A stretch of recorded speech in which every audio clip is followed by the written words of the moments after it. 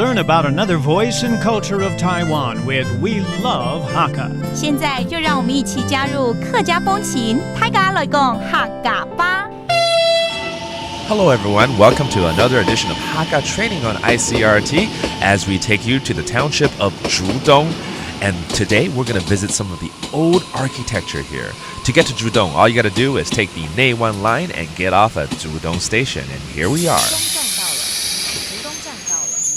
Happy New Year! 新年快乐！你好，大家好，我是 Joseph Lin。Hello， 恭喜发财！我是阿宾狗 Leo。我们今天已经来到了竹东地区啊，然后竹东这边有很多这个古建筑物啊，应该很有相当特色的地方。对啊，董董洛沃，董董洛沃就很老的屋子的意思吗？对。OK， 我们今天要带大家来去竹东郡的开发者其中之一啊，那就是在二重埔的一位士绅林春秀先生。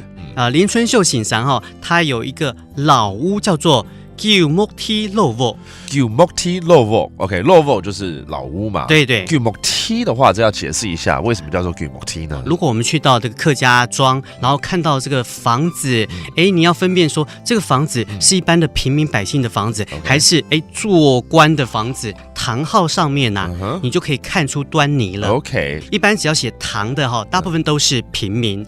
如果是写什么什么地，那就是他们家中曾经有人做官。了解，所以地才更是这个以前有做过官的那种阶级在就对了。对，他的名望或者声望才会比较高一点的。还蛮有趣的。OK， 大家去这边可以去参观一下。我们来听听英文的解释。Lin Chuan Shou is one of the builders of the Judong Canal. His family home is a traditional Hakka Sanheyuan building and given the name Zhoumu Di. Typically, the last character of a home's name is Tang, which is given to normal residents. But this heritage home uses Di, which indicates Lin was a government official. Not only does the name of a residence reveal the origins of the homeowner's family, it also shows the magnitude of his professional accomplishments and status in the village. 好，我们来教教大家这几个客语单字好了。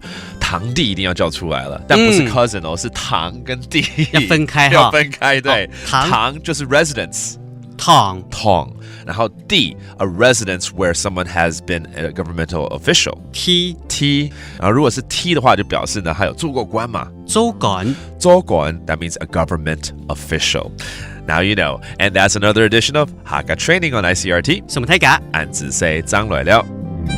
客家风情由客家委员会监制。 We Love Hakka has been brought to you by the Hakka Affairs Council.